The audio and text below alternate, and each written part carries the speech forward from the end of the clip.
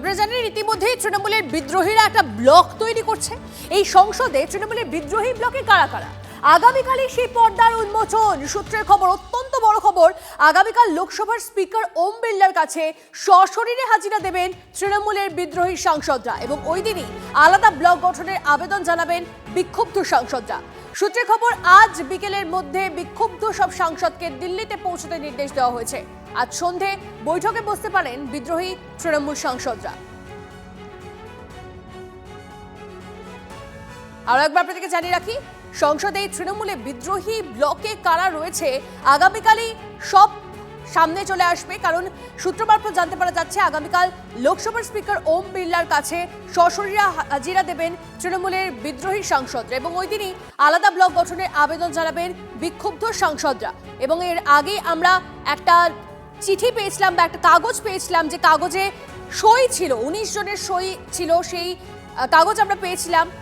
আর এবার কারা কারা রয়েছেন সেই ব্লকে সেটারই সময়ের অপেক্ষা। কথা বলবো আমাদের প্রতিনিধি জ্যোতির্ময়ের সঙ্গে। জ্যোতির্ময়, কি জানা যাচ্ছে বিষয়? দেখো, আজকে দুপুরের মধ্যে সমস্ত বিদ্রোহী সাংসদদের বা বিক্ষুব্ধ তৃণমূল সাংসদদের দিল্লিতে আসার নির্দেশ দেওয়া হয়েছে। গতকাল এই দলে নাম লিখিয়েছেন সুদীপ বন্দ্যোপাধ্যায়। যে খবর আমাদের কাছে সূত্র মারফত এসে পৌঁছচ্ছে যে তিনি দেখা করেছেন ভূপেন্দ্র যাদবের কাছে, সেই ছবি আমরা দেখিয়েছি এবং তার পরবর্তী ক্ষেত্রে তিনি কেন্দ্রীয় স্বরাষ্ট্রমন্ত্রী অমিত শাহের সঙ্গেও দেখা করেছেন বলে খবর আমাদের কাছে এসেছে। যেটা গুরুত্বপূর্ণ বিষয় তা হচ্ছে আজ প্রথম এই যে 20 জন বিক্ষুব্ধ সাংসদ তারা একসঙ্গে এক টেবিলে বৈঠকে বসবেন এবং তাদের এই বৈঠকে উপস্থিত থাকবেন মুখ্যমন্ত্রী শুভেন্দু অধিকারী।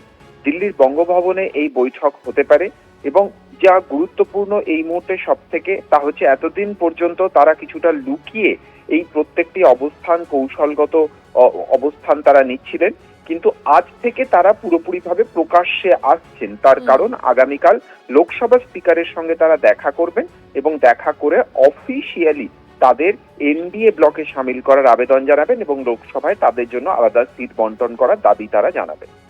বেশ, অনেক ধন্যবাদ জ্যোতির্ময়। আজকের দিনটা অত্যন্ত গুরুত্বপূর্ণ, নজর থাকবে।